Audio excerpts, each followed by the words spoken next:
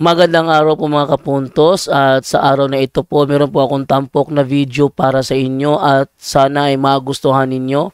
Kaya sa mga bago pa po sa aming channel, please po don't forget to hit the subscribe button at ang notification bell para maging notified kayo sa bawat video na ilalabas ko sa channel na ito. At bilang kahilingan po ng punto por punto team at naway maintindihan po ninyo, sana po wag nyo pong i-skip yung mga ads sa aming mga video.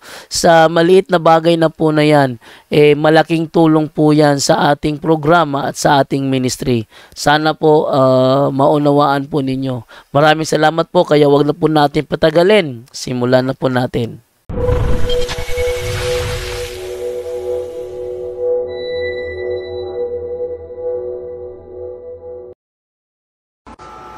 Hello po, magandang araw po at kumusta po kayo?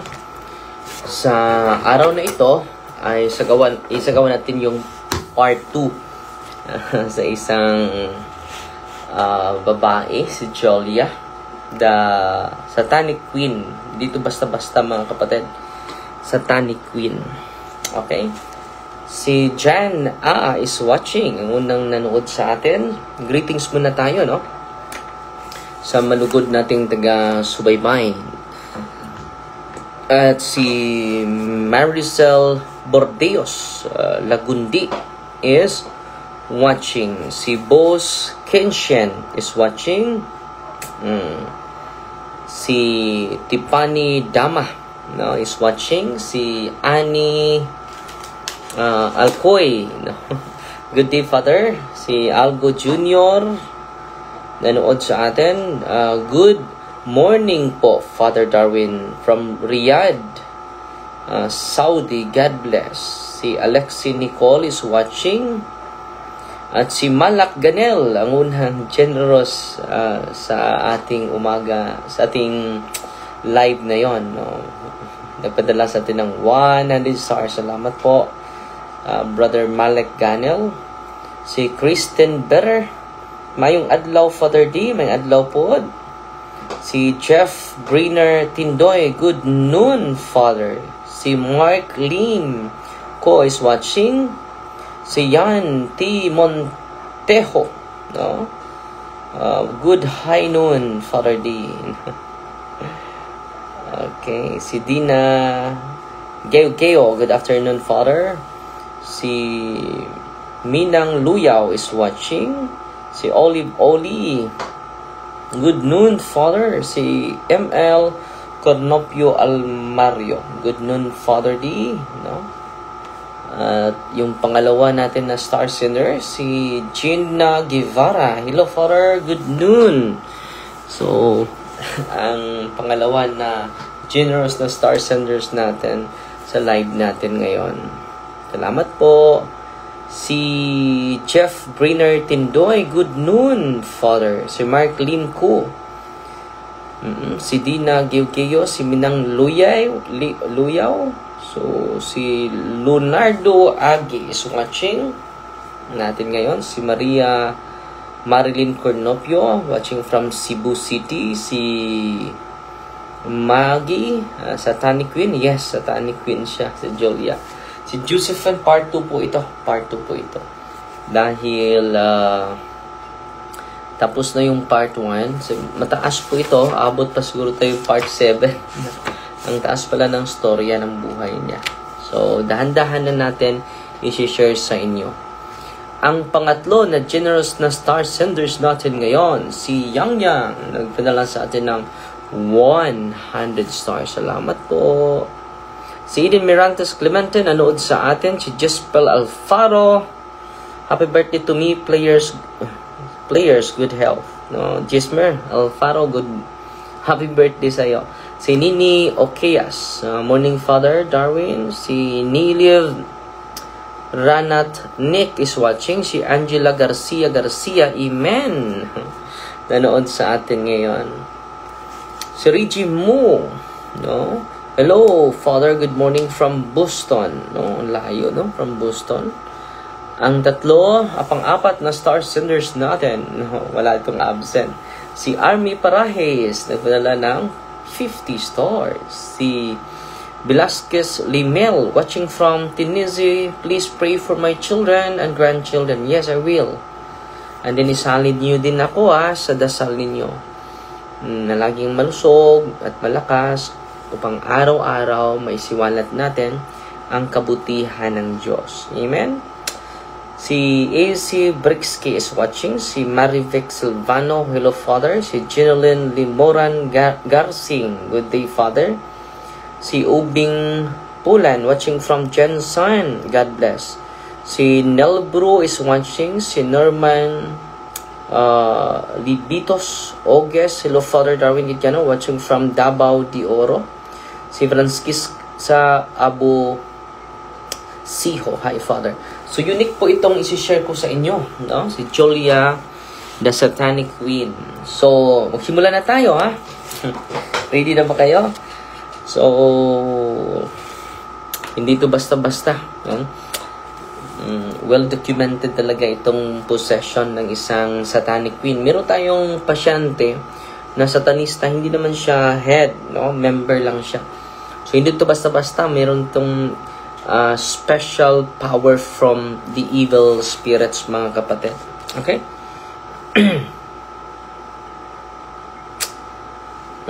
Then he put me on the phone with a Jesuit priest he knew.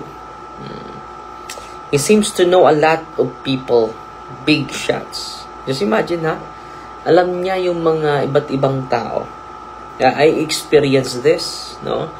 Marami ting pasyente na una lang niyang ma-encounter yung isang tao, ay alam niya yung mga naranasan ng isang tao.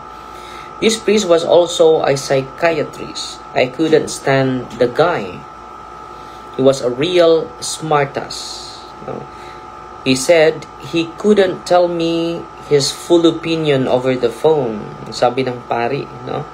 But he went out of his way to tell me he thought my thinking was off. Can you believe the nerve of the guy? Here he was giving me some dim-witted opinion, even though he never met me and didn't know all the facts. Him and his stupid, heavy red curtains. No. How do you know he has red curtains? I asked. You told me you spoke to him over the phone. Oh, just imagine, ha? Marinig niya yung pag-uusap ninyo. Julia laughed and light up, visibly excited, with a glimmer in her eyes. She explained that she had some powers. One of them, she claimed, was what students of the paranormal call remote viewing. Meron pala silang remote viewing, no? Ito yung kapangyarihan nila. Yung nag-uusap sa malayo, pwede nila marinig at makita. I can also wreak havoc whenever I want. No? Pwede niya ma-damage yung mga katauhan natin. Pwede niya ma-damage yung isang pangyayari. No? I can also wreak havoc whenever I want. I was learning fast here, sabi ni Dr. Richard Gallagher. My characteristic incredulity feeded by the minute. With every new piece of information Julia presented me. So, hindi basta-basta, no? So, mga hidden knowledge, malalaman niya, mga kapatid. Dahil high rank na po siya na pari sa mga satanic priest, at hindi lang satanic priest, but satanic queen. Okay? But I don't want to get into that now. He said, you'll see soon enough. She promised to tell me the truth, but she wasn't ready to tell me everything about her devotion to Satan. May specific sila ng devotion ni Satan siya. Or anything about the cult or its leader and participants. It might be better for you not to know anyway, if you get my drift, Doc. In my previous conversations with Father Jacques, he had assured me that he was positive Julia was involved with a committed group and avowed devil worshippers. So, hindi ito basta-basta nagsasamba na sila sa ni Satanas. Okay? I also knew she claimed to be a kind of satanic witch. A claim that still seemed fantastic to me despite her continued candor. Sa patuloy na niya pag-open sa kanyang sarili. So, ito yung ginagawa natin. Continue to interview, continue to have a narrative story sa mga process. No? So, yung sinusulat nila ay yun ang babasihan natin. Tinatawag ito narratives from all their narratives, no? Yung mga paranormal activity or psychic power, ilagay nila doon para patuloy pa tayo. Hanggang ngayon, nagsastudy pa tayo sa maraming mga aklat, sa mga prayer book ni Father Sikea, ni Father Kabading, and Father, marami pa na mga prayer na dapat kong malaman. Okay? In my previous conversation, positive daw si Father Jack, isang exorcist. I also knew she claimed to be a kind of satanic.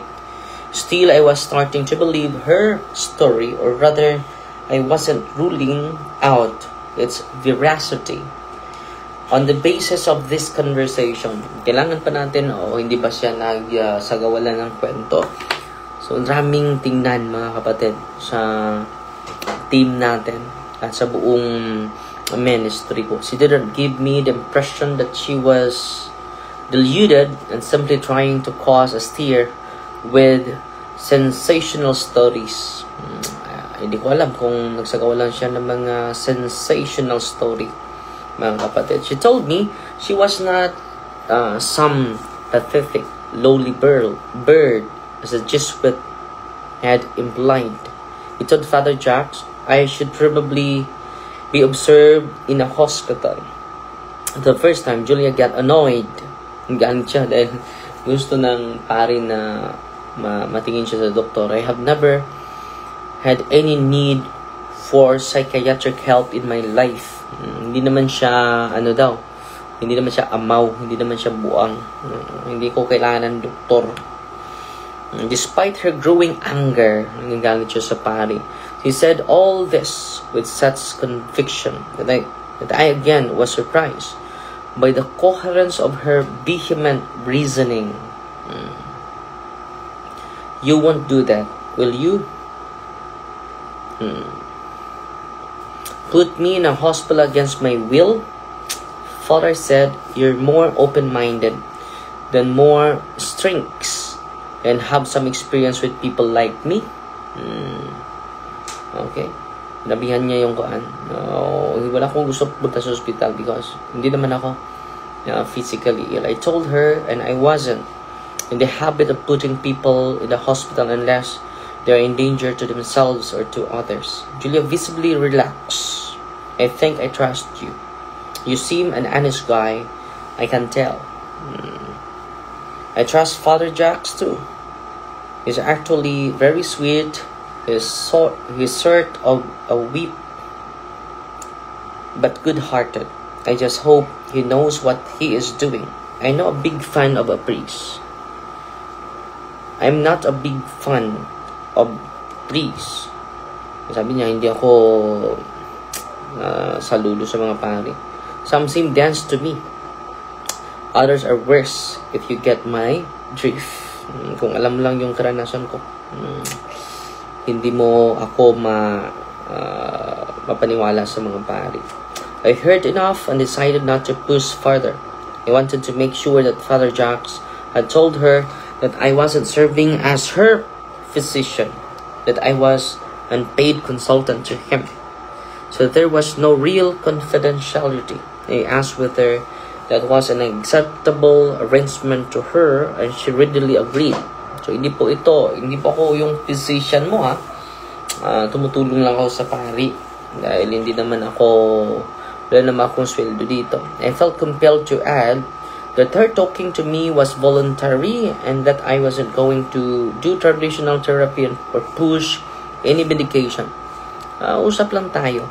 Rather, was going to explore her beliefs and ambivalence she brought to seeking exorcism.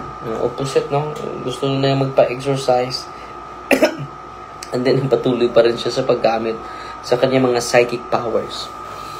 So, sa mga taong lumalapit sa atin, ini-oblige natin na i-renounce yung occult, psychic powers nila.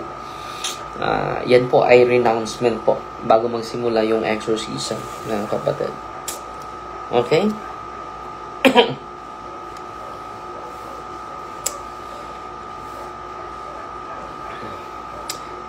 I told her she could visit with me from time to time or not. She chose as Father Jack suggested, though only as long as she didn't in any way try to mess with me and my family. I had been tempted to add again, thinking about the incident with our cats. If she decided she wanted a regular therapies and needed medication, I would try to arrange something. Kung gusto mo din ng therapist, pwede din. She laughed again. She repeated that she had no need of either, and that she wasn't a crazy person. So, hindi ko kailangan ng therapies. Hindi naman ako buang. She said she wanted additional exorcism, and realized that Father Jack strongly wanted her to talk to me about her fears about moving forward. So, yun gusto niya eh. Pero yung dilemma dito, lagi pa niyang gigamit yung psychic powers niya. She was more thoughtful and brighter than I thought likely of someone who had joined such a shady cult. Her intelligence, I later guessed, was why she later assumed more of a leadership role in a group, a so-called high priestess, as if she were pagan royalty. She then showed on her lip. I sensed some confusion on her part, and quite vulnerability hiding beneath her outward boldness and tough exterior. And people really recover from this sort of thing? She asked. Pwede ba ako makarecover nito? Yes, they can. And you can, I said, with a confidence. Now, based on my experience with several admittedly less dramatic cases of possession, but there isn't quick fix. Hindi po ito madali. There's no fix or there's no shortcut. Sabi ni doctor, you have to work at it. Kailangan mo pagtrabahuan. You have to want it. Hindi lang pagtrabahuan, you desire it. Yan ang advice ni Dr. Richard sa kanya. After Julia left, Father Jacques elaborated on her situation. He believed she was possessed because she had become a Satanist and had turned to an evil lifestyle.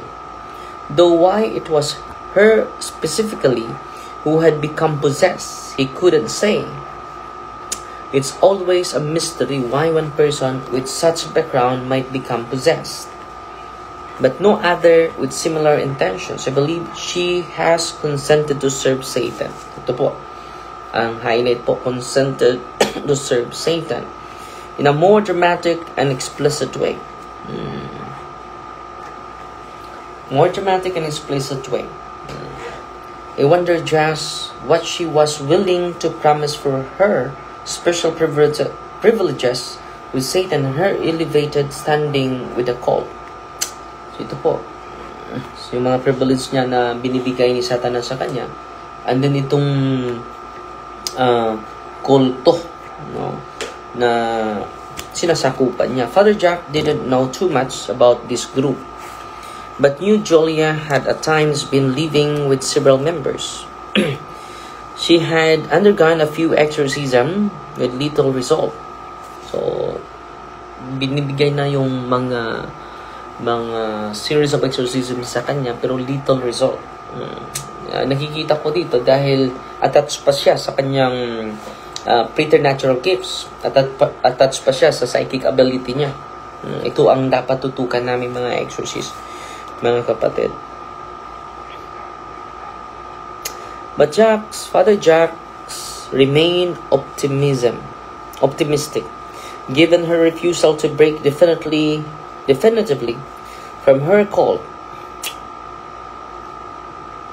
So, hirapan tayo dahil ito siya hindi niya gusto na i-break definitely from her cult. However, I wondered whether Pollyannism was a better description of Father Jack's expectation. Despite ito po yung crucial mga kapatid dahil si Father Jack very optimistic na tutulong sa babaeng ito, pero itong babaeng ito may dilemma Gusto pa niya kapangyarihan. I'm becoming increasingly aware that once again, he wasn't asking me for a diagnosis. Instead, he wanted a better understanding of Julia's seeming ambivalence about continuing the exorcism. He hoped I would be able to help unravel her motives. Dahil pabago yung kanyang So, gusto niya na ma-process si Julia. Father Jacks confirmed that Julia had previously met with the two psychologists as part of my consultation. I telephoned them to corroborate Father Jack's impressions. I knew I entrusted the work of the first one. After interviewing Julia a few months previously, he had concluded she wasn't psychotic. Hindi po siya psychotic. The second psychologist agreed. She doesn't seem at all delusional and has no reason to make things up, he told me. Although she may like intimidating people with her accounts, I don't think she exaggerates. She gave a lot of specific details. I would question her motives if she were lying. At the very time she is asking for exorcism of her own free will. It seems counterproductive to get help from the church acknowledged still being in the cult. Ito po ang imposibleng mangyari kung magpatuloy pa siya sa kanyang cult and then magpatulong din siya. Meron siyang dilemma. Tinatawag ito ni Dr. ambivalence. Neither man believed that Julia had any overt psychiatric disease, even though they felt I did. There were clear features of personality disorder that is ingrained and poorly adaptive character traits. In her case of unsavory and long-standing nature, both concluded there was no clinical and conventional explanation for the paranormal features that seemed to follow Julia, and that her overall story seemed credible. Father Jacks entertained no doubts. Ito po ay positive na po. So, yan lang sa po muna dahil lalakad pa tayo. So, ito po yung psychic power ni Julia. Meron siyang remote viewing. Hindi ito basta-basta. Naka-experience na din tayo ng mga pasyenteng ganito. Okay? At malaki na yung improvement nila mga kapatid. Okay, pasalamat na lang tayo sa additional star senders natin.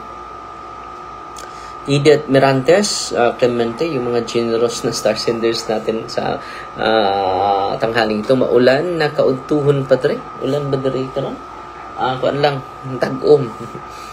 Sa Agusan del Sur, maayo gani, walay ulan gahapon sa canonical solemn installation ni Bishop Ruben Labajo. Dagang bisita mga pari o mga bishop. Isa na si Bishop Abet. Uy, wala lagi kami attend Father D.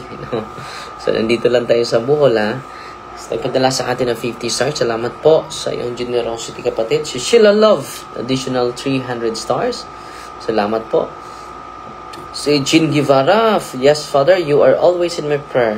Padala din ng 50 stars. Si Rowena Tupas, nagpadala din ng 100 stars. Si Velasquez Limwell, watching from Tennessee, please pray for my children and grandchildren. Salamat po. So, yan lang sa po muna So, greetings lang tayo ng ilang daily lang tayo. Si Angga Ibelio Kalunod, mayong hapon Father, di ako tagbilaran na narbaho magsunod sa imong live. Salamat kay Egsuon na Angga. Si Marivec Estanyo Pitugo, na sa atin, Cecilia Aizon Jayuma, Dahil mga alauna mag-gather kami and then pupunta kami sa ating buong team ay pupunta for pilgrimage po sa mga lugar na merong holy door po para mag-enjoy tayo ng plenary indulgence with the team. Okay? At pasalamat tayo sa additional star senders natin, si Rachel Suzuki. 100 stars. Ay, salamat po. Si Carrie Antipuesto. 55 stars. Salamat po. At si Janine. Additional 50 stars. Salamat po. So, atin na itong tatapusin sa isang panalangin po. In the name of the Father, and of the Son, and of the Holy Spirit. Amen. Our Father, who art in heaven, hallowed be thy name. Thy kingdom come, thy will be done on earth as it is in heaven. Give us this day our daily bread, and forgive us our trespasses, as we forgive those who trespass against us. And lead us not into temptation, but deliver us from evil. Amen. Hail Mary, full of grace, the Lord is with you. Blessed are you among women, and blessed is the fruit of the womb, Jesus. Holy Mary, Mother of God, pray for us sinners, now at the hour of our death. Amen. Glory to the Father, to the Son, and to the Holy Spirit, as it was in the beginning, is now, and ever shall be, world without end. Amen. Glory to the Father, to the Son, and to the Holy Spirit, as it was in the beginning, is now, and ever shall be, world without end. Amen. Glory to the Father, to the Son, and to the Holy Spirit, as it was in the beginning, is now, and ever shall be, world without end. Amen. In the name of the Father, and of the Son, and of the Holy Spirit. Amen. Abangan nyo po yung part 3 po sa storya. So, ang highlight lang natin dito, grabe yung psychic remote viewing niya. Meron siyang remote viewing, remote hearing. Marinig niya yung pag-uusap natin. Grabe, no? At mayroong additional star sender, si Faith Gali Ortega. Additional na 99 stars. So, salamat po. Si Jean Guevara, be safe sa inyong pilgrim father for the marriage. Yes. Si Sir Gina Guevara, 100 stars. Salamat po. So, Fighty Maria, Tatak FD with a humble heart po.